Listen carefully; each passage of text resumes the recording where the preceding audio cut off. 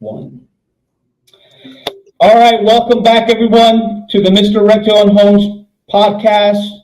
My name is Dominic Danino, aka Mr. Rent-to-Own Homes, and today's topic we're going to be talking about: did your buyer's financing just fall apart? Well, we can save it. How do we do that, right? And today I am joined by James Brown, real estate investor agent in Colorado. So welcome, James. Thanks for joining me. Right on. Cool. How you doing? Good? Good, man. Got my second cup of coffee for the afternoon. Yeah, I got to get that second wind, right? Yeah, I didn't get much sleep and then had to get up early for a meeting with my CPA. That's always fun. It actually was. He's a freaking awesome guy. Life of an entrepreneur. Yep. Right? Go. No time, no time to waste. All right, well, let's get into the topic of the day, right? So, did your buyer's financing just fall apart? We can save it. So what does that mean? So you're an agent, and as you may know, during the process of the transaction, you're still pending. You may have a pre-approval from a lender, but you don't have a final approval. You don't have what we call clear to close, which means everything's been cleared by the underwriter and compliance, and pre-closing compliance, right? So clear to close means, hey, we can send docs out to sign, and the next thing after that would be signing and then funding of the loan, right? So that's basically what clear to close. But from pre-approval to getting under contract and you opening escrow, there's still stuff going on, right? The lender isn't done, right? The lender's reviewing the appraisal, the contract, maybe the inspection, right? Maybe pending documents from the buyer. They could be some outstanding things. Maybe they're going to get a gift from a family member, right? Maybe they needed to provide some kind of documentation on, their tax returns. Maybe they were pending, a document to clear a collection item, right? So a lot of pre-approvals come in, and yeah, you're pre-approved subject to all these other things clearing, right? It's not pre-approval, okay, here's the money. It's conditionally approved. And you still have to meet all those conditions while you're under escrow. So a lot of things can happen, right? So James, you want to talk about some of the things that you've experienced or things that happen while, you as an agent know, while you're still in limbo there, right? You're hoping, you're crossing your fingers, you're trying to stay in touch with the lender, everything's going okay, right? You're trying to keep tabs on it because the deal can still fall apart. Yeah. And people that are watching this live can put in the comments in the chat things that they've run across too. I'd like to hear what you've had happen. One common thing is people will go out and get a new car. They get excited. Oh, I'm getting a house, and like, I'm going to get a car too. Maybe they got a new job and they're making more money. Well, that could really throw off their debt to income and just completely blow up the deal. A lot of buyers have no idea unless you inform them ahead of time as an experienced agent and can see those kind of things that can pop up. The lender can also recommend that too. But yeah, that can blow up a deal real quick. The funny ones that I see a lot is furniture, right? I'm getting a new house. I got to put stuff in it, right? I got to get furniture, right? Maybe a refrigerator, right? They're going to Home Depot or Lowe's or wherever, right? And take out new credit card. Hey, giving you 0% financing for 6 months on this new washer, dryer, or refrigerator. Then they apply, right? So, Lowe's or these companies, their job is to sell you, right? So when you get to the register, hey, I want that refrigerator. They say, oh yeah, we got a program for 6 months, same as cash, no interest, or whatever it may be. And you say, yeah, okay. And they run your credit. right? Right at the counter, they run your credit, and boom, that's an inquiry, right? That's a flag to lenders. So for those of you that know, lenders, before you close, are checking to see if you took out any new debt from your initial time of application to a day or two before you close. So an inquiry shows up on those reports, right? And so if an inquiry shows up from Lowe's, Home Depot, whatever, wherever the department store may be, wherever you're buying a refrigerator, washer, dryer, right? The lender's going to ask you, hey, we're seeing an inquiry here.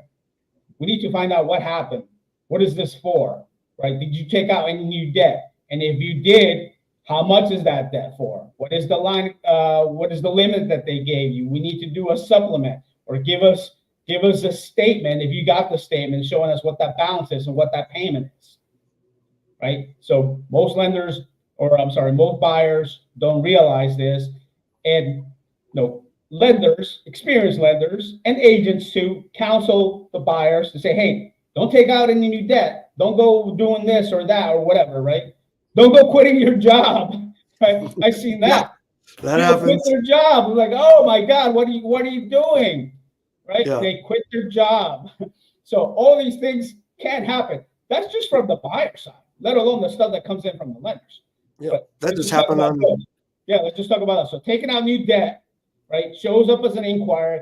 Now the lender has to account for that payment, whatever that payment may be. You mentioned the cars.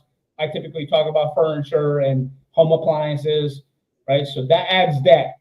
And if your buyer, or you as a buyer, already were limited on your income as to how much you can qualify, and unfortunately, most people, when they get pre-qualified, they get pre-qualified for the most. Like, you have no more room. So you get pre-qualified, let's say you made $100,000 a year based on all your other debt plus your new payment, you could qualify for, let's say, $500,000, right? At the max debt to income limit that the lenders will allow. But there is no room, no wiggle room. I see no wiggle room sometimes for the taxes and the insurance. So the lenders estimate we got the property, or on the pre-approval, maybe we don't have a property yet. So we don't know what the taxes are going to be. We're going to estimate, right? But maybe the taxes are a little bit higher, right? That's a variance that happens. It could happen from town to town, from block to block. And we can estimate, insurance. And if you're already maxed out, let's say the max debt to income ratio is 50% at 500,000, and now the taxes or insurance go up even by $1, right? Even by $1, it could put you over 50.0, put you into 50.01, right? And now you may not have proof, right? So these things do happen. And then I don't know, have you experienced any ones where they quit their job in the middle of the process? I just did a listing for a friend, sold his condo. Right in the middle of it, the buyer went and changed jobs. Luckily, it was a good lender, and she was well qualified. There was a lot of good things. They had a ton of cash to come in with, so it worked out. But I was like, oh no, biting my nails. Like, is this going to blow up? So. Yeah. Yeah, and that's the exception right there. I mean, you sort of got lucky, right? Generally, it doesn't happen that way, right? It doesn't happen like, okay, is it okay? I quit this job because I make 100 at one, and now I'm going to make 150 at the next one. Yeah, okay, that could be reasonable, but then that slows down the process a little bit, and then okay, we got to get the documentation from the job, job offer letter. Document with the new employer. Okay, when is their start date? Did they start? Did they get a pay stub yet to confirm the income and so forth? Right? Is there any qualifiers? Oh, I got a job offer, and I already gave my notice to my employer, right? And I'm going to be out of this job before I close, so that throws up another wrench. It's like, okay, well, where are you going? And what's the new job? And when do you start? Right? So there are certain rules in lending that require us to verify that you're going to have employment either at the time of closing or within 30 days if you're getting, a new job or your new job offer or so forth, right? So, and then we have to confirm third party through the new employer and so forth, their verbal verification of employment or a written verification of employment or the job offer letter with the start date, salary, and any qualifiers there too, because sometimes, as you may know, right, different jobs have different qualifiers. It could be a background test, a drug test. It could be all kind. You got to pass this exam or whatever it may be, right? So different fields have different requirements. So those are loops or hoops that you have to jump through. The lenders are going to ask questions, right? And we as lenders, especially on on the underwriter side, they do it for the protection of the lender, right? They want to make sure, hey, you're employed, you can make the payment. That's really the bottom line with it, right? It may sound like they're being difficult or nosy, but there is a reason, really. And we encountered that in 2008, right? So there is a reason for that, right? And then a lot of things came out of that. So yes, so deals can fall apart in the middle of the process, not just from the buyer side. Now, I guess we can talk about some of the lender stuff. What have you seen? Yeah, I just wanted to point out pre-owned homes and new builds. I've gotten multiple calls from somebody that's like, we picked out finishes and now we can't buy this house, whether it's through the lenders or the builder's lender or through an independent lender. Like it can happen. So yeah. So basically you're stuck in limbo as a buyer or an agent if you're representing somebody on a new build that barely hasn't broken ground yet. It's in the process of getting built, right? So lenders don't always have spec homes that are ready to go. Say, hey, these are move-in ready. You can pick one of these, right? A lot of times they have the lot, and they have no ground has been broken on those. So there's a timeline that happens between, hey, let's get it under contract. I'm picking that lot, and I'm giving you my deposit to the end where the house is built, past inspection, and it's ready to move in and close, right? So it could be 6 months, it could be 9 months, it could be 12 months, depending on what part of the country you're in, right? You have winter time. Sometimes, if you snowed in, I know you guys are getting been getting a lot of snow, right? In Colorado. So, the builder isn't building. There's nobody building when you got 2 feet of snow. Nope. Right? There's no framing going on. There's no concrete being laid. So there are timelines that happen. And so because people are who they are, this part of life, buyers are going to end up doing stuff. In the middle of that process, they're going to take on new debt, quit their job, change their job, go from being, hey, I'm a W-2 now, hey, I just started a new business, right? Stuff happens. Divorce. I mean, in 9 months, a lot of stuff can happen, right? Divorce.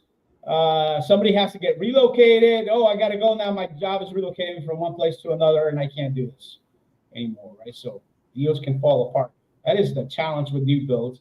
And I think that's why a lot of builders have their in-house lenders, because they want control of that process, right? They want to be in control. If they leave it depending on an outside lender, then they kind of feel like, hey, we can't control what's happening. So usually that's the major reason why builders have their own lenders in-house. So that way, hey, they're keeping tabs on that. They want to make sure that the deal follows through. And that's why they take big deposits, right? They just don't take $500 as an earnest money deposit. Oh, you want that cabinet, those cabinets, or that flooring? Good. Give me more money. Oh, you want this? Give me more money. Or you want that? Give me more money, right? Because we're customizing it to you, or they're customizing it to you. So they're taking additional deposits in case stuff happens and, hey, now I got to go. Now I'm backing out. Now I can't close this deal. You forfeit that money as a buyer, right? New build, if you're doing all these upgrades, and the builders protect themselves by doing it. That's the reason why they do it. So, yeah. And to kind of just continue this conversation, as a lender or an agent, what would you do? What kind of position does that put you in when you're in that position? It doesn't look good for any of us. It doesn't pay bills, right? So so there are two scenarios, right? If it's a new build with the builder's lender and that deal falls apart, or it could be say a non-new build, right? A resale property, and you're using your preferred lender, whomever that may be. And as you're going along, either the buyer makes a change to their situation that they were approved at, or they don't provide the documentation that they said that they had, because that happens, right? You say, oh yeah, I'm going to get you this. Okay, cool. We'll approve it conditionally upon you giving me that. And then buyers kind of, get amnesia, or they forgot what they said, or, they're eager, they're happy, they want to get into a house. And sometimes they don't realize, hey, you're hurting yourself more by not being upfront, not being candid, I'm not gonna say they're lying, but hey, they're overly optimistic. They're overly optimistic. Yeah, I'll be able to get that, right? But maybe they don't, and now you have money at risk because they put money in earnest.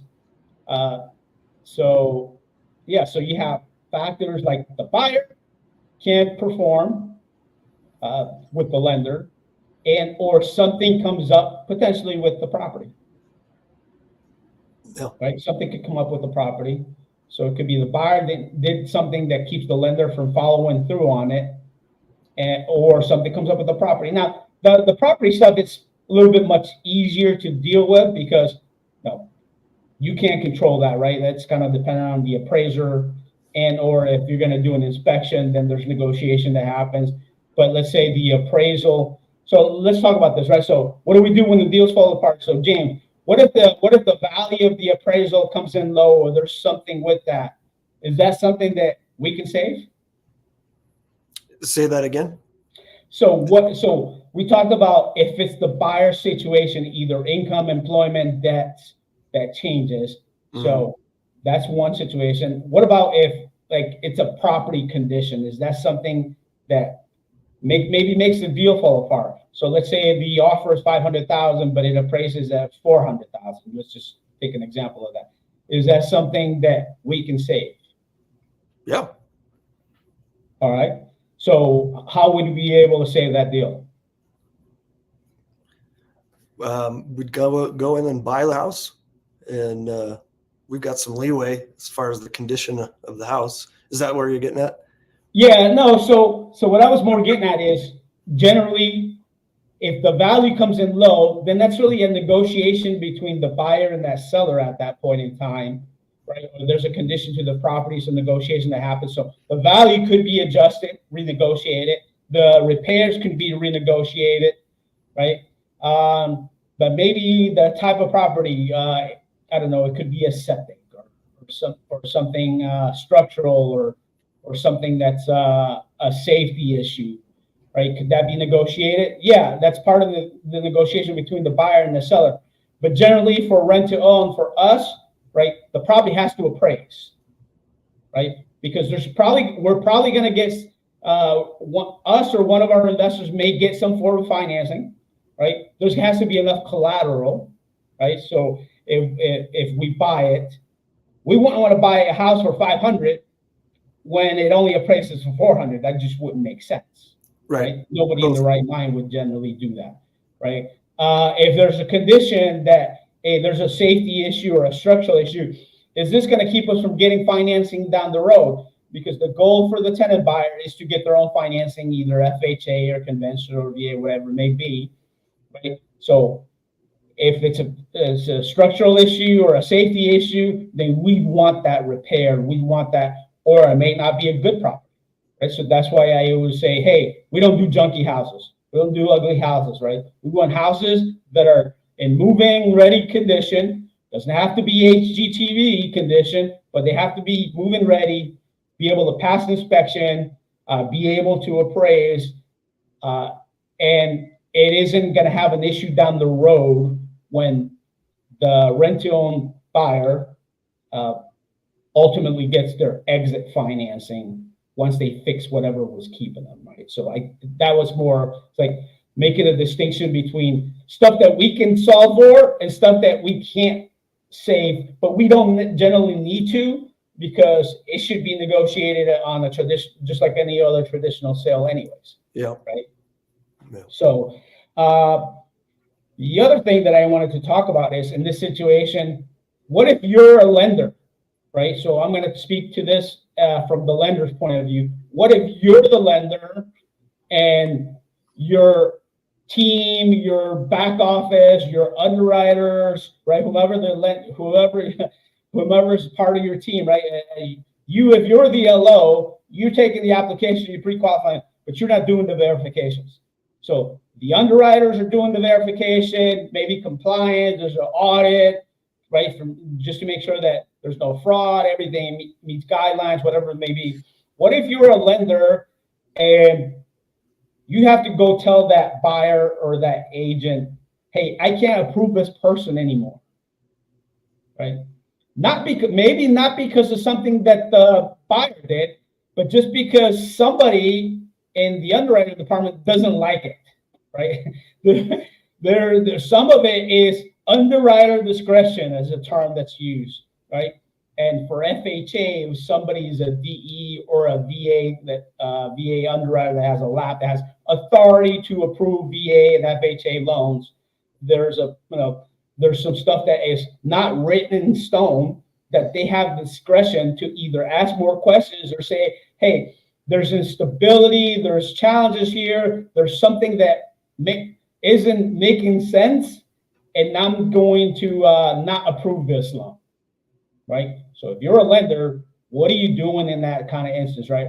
Because you have a relationship here. One, you want to get paid. Two, you have a client, either it was your own client or a client that was referred to you by your partner agent that says, hey, go talk to my guy over here, right? So you have a relationship, and now you as a lender are sort of scrambling to say, I can't get this, or no, I may escalate it and say, talk to the manager and the manager's manager and keep on going up the ladder, and they still say no. And now you got to go, tail between your legs and go tell the agent, hey, I can't get this done.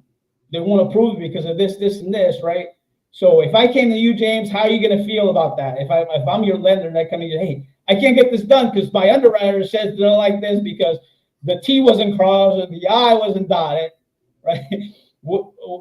How would you feel? I would not be happy, and I'd probably never call you again. Absolutely, right? Yeah. So I'm going to be scared to tell you, I hear all the stories. Oh, the lender isn't calling me back, right? We're a day from closing. It's supposed to close. And the lender ghosted I see him in post on Facebook. Hey, my lender is ghosting me, or the buyer is like, hey, the lender's ghosting me. They're calling me back. They've been telling me, giving me the runaround. Oh, yeah, we'll get it done. We'll get it done. Oh, in a week or a day or whatever. And now it gets extended and extended. What's really happening, it's a lender issue that's happening. And that lender or LO or broker isn't stepping up to be honest with you and tell you, hey, this is what's happening, right? I always feel like the earlier you get to it, right, bad news doesn't age well, right? True. Right? Yeah. The earliest you can get to it and say, hey, this is what's happening. Let's find another solution. Maybe I need to, if you're a broker, you can take it to another lender. If you're one of the big box lenders, you typically can't do that, but you won't be able to do that. You won't have the option to take it to another lender. And that is an advantage of working with brokers.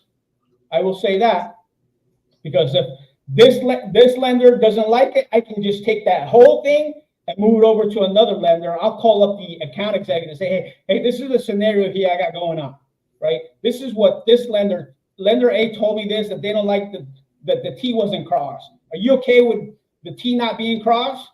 How do you guys look at it? Like, yep, send it to me.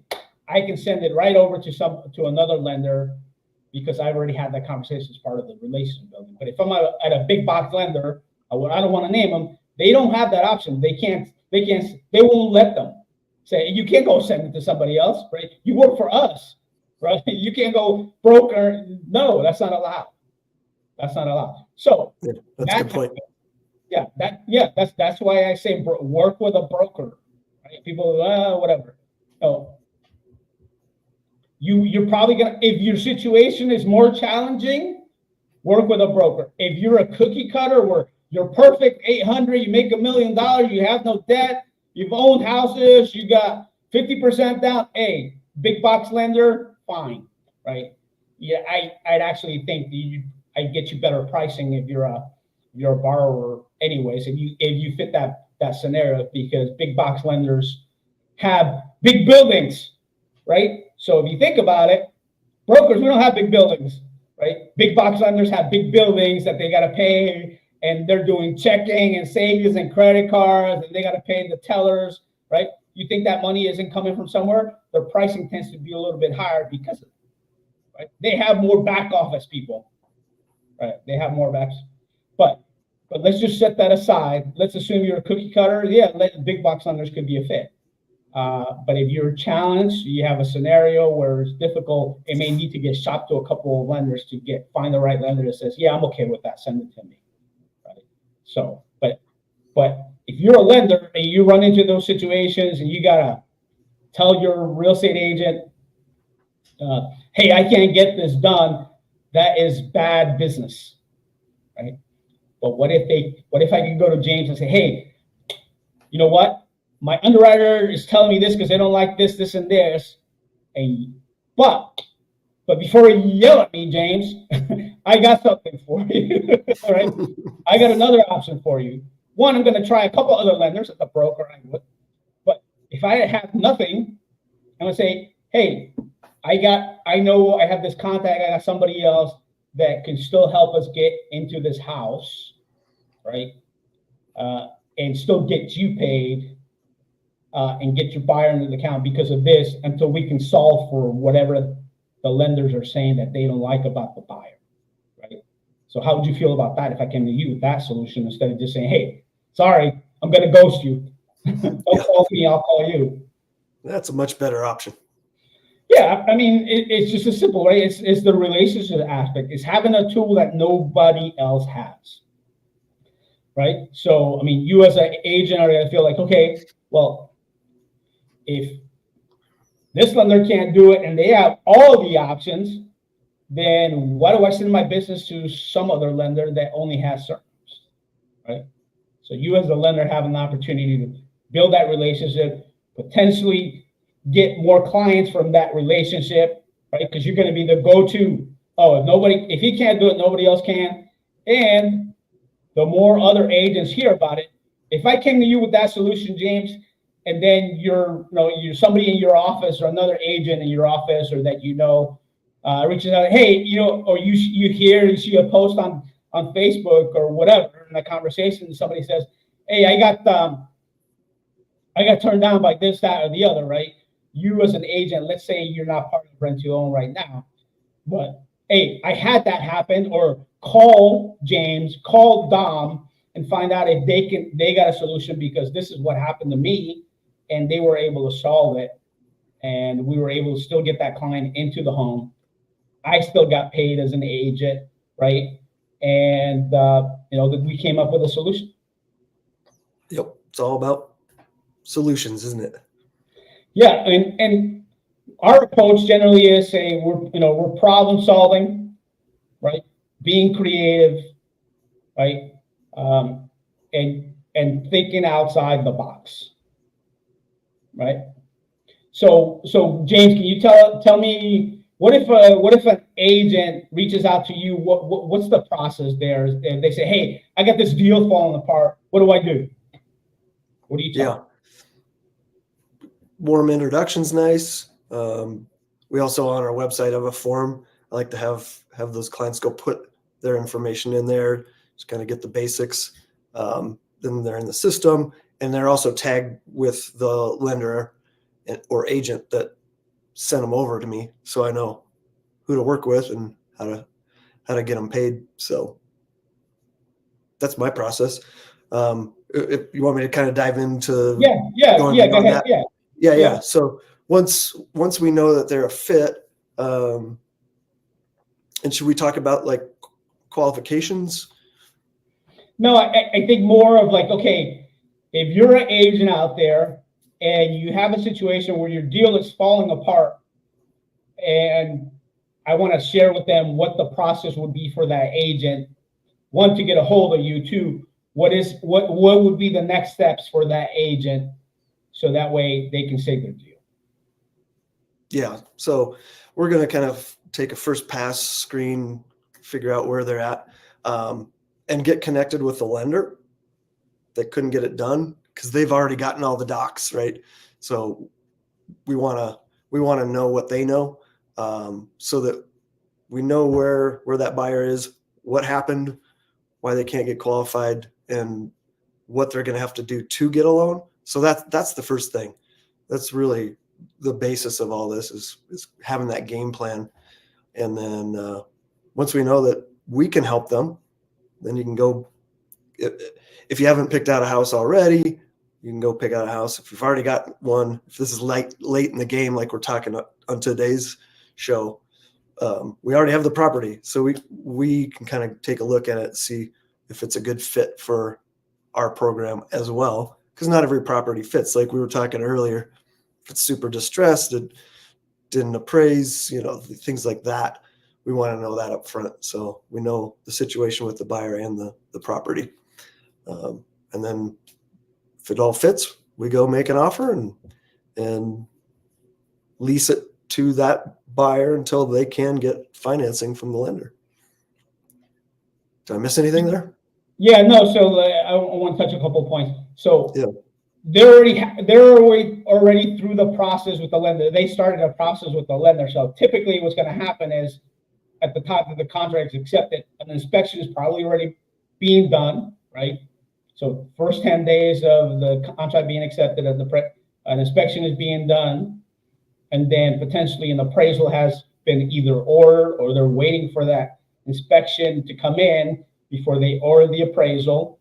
Generally, I tend to let's just get the appraisal because sometimes it could be a delay, or we want to get that appraisal in. We want to make sure that everything's in, right? So contract accepted, inspection period expired, inspection came back, the property is okay, appraisal came back, the value is okay, but now it's something with the buyer that's keeping them, right?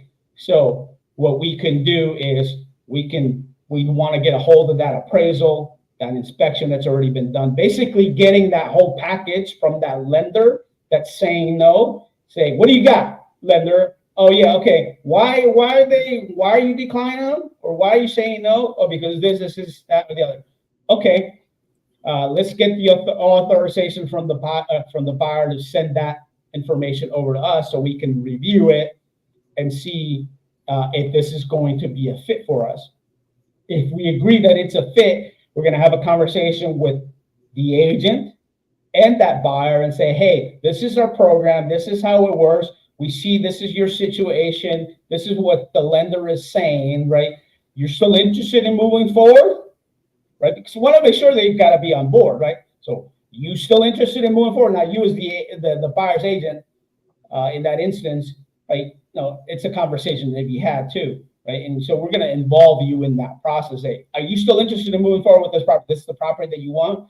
Because what we're going to do is we're going to step in as the buyer. So for you agents out there, basically the contract would be assigned to us to step in as the buyer instead of the buyer that doesn't qualify now, right? But we're going to do an agreement with that individual on our rent-to-own program, and they're going to make us the payment until we can resolve what's keeping them from qualifying now. So we want to make sure that they're on board with it, that they understand the program, they're in agreement with the program. What are our rules? What do they have to do? What is it that they have to fix to make sure, hey, you got to get that fixed.